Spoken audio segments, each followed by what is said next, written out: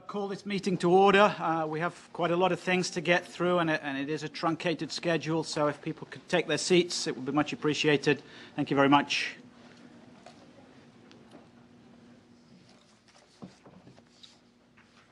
Good morning, everyone. We will begin this morning with a brief welcome from me and from Chris. If you have a few words, we will want to go around the table to take the roll call, and we will have some housekeeping announcements. So, Chris, were there brief words of wisdom to start before we head round on roll call?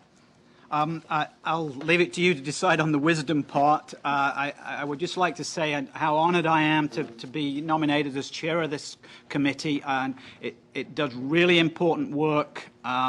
We feel humble in front of the patient groups that turn up to listen to us speak, and we will do our best to serve the CFS population.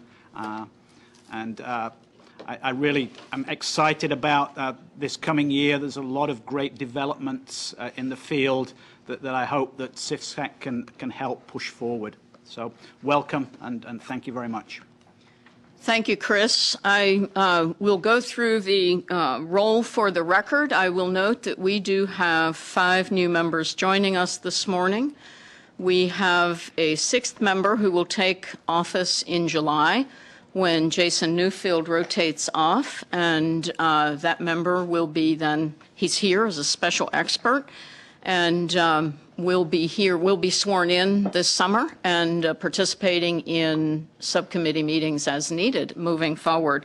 But we were very pleased to be able to, very last minute, these new members will attest to the fact that they had like 2 weeks to get everything done. Paperwork in so that they could be at the meeting today and announced. So in calling the roll, let me just start. Christopher Snell. Present.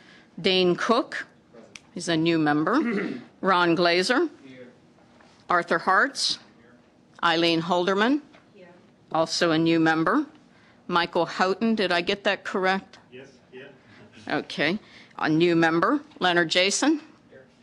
Nancy Klimas. Susan Levine, here. Also a new member. Galen Marshall, here. New member. And Jason Newfield. Here.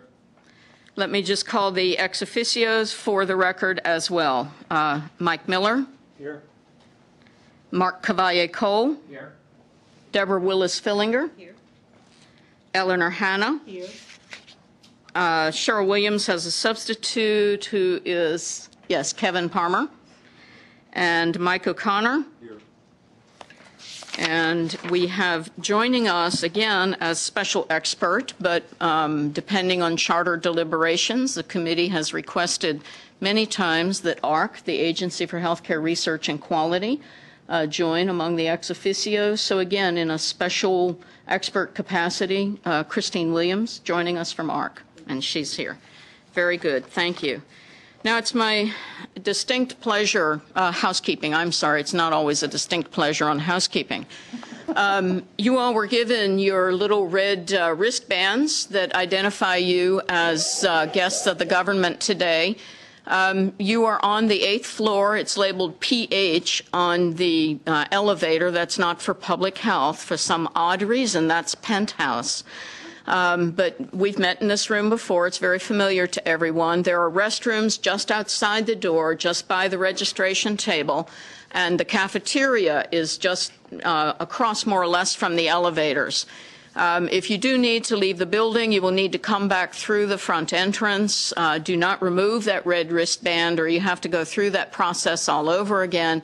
You will need to be escorted from downstairs back up here, downstairs. So we will have that table outside the door staffed throughout the day. If you need to leave for any reason, please be sure that you are escorted. That does keep all of us out of trouble and ensures that we can continue to use this room for this meeting as need be. In terms of really nice things that have happened to the advisory committee, Dr. Howard Koh has joined the department almost a year ago as the Assistant Secretary for Health. very early in his tenure, he heard about the Chronic Fatigue Syndrome Advisory Committee. Last fall, schedules did not permit him to come and interact with the committee, but he committed to spending time greeting the committee this morning and being much more engaged and recognizing one of the committee's continuing and expressed frustrations has been that the recommendations are developed and seem to go nowhere. And he wants to try to change that in his tenure. So we were able to get on his schedule as soon as we zeroed in on this day, and he's committed to be with us this morning for some brief opening remarks, a welcoming statement, and then, if time permits, should be a few moments left for some dialogue with the committee. So, Dr. Coe, I will turn the microphone to you, reminding everyone we are being webcast, and this will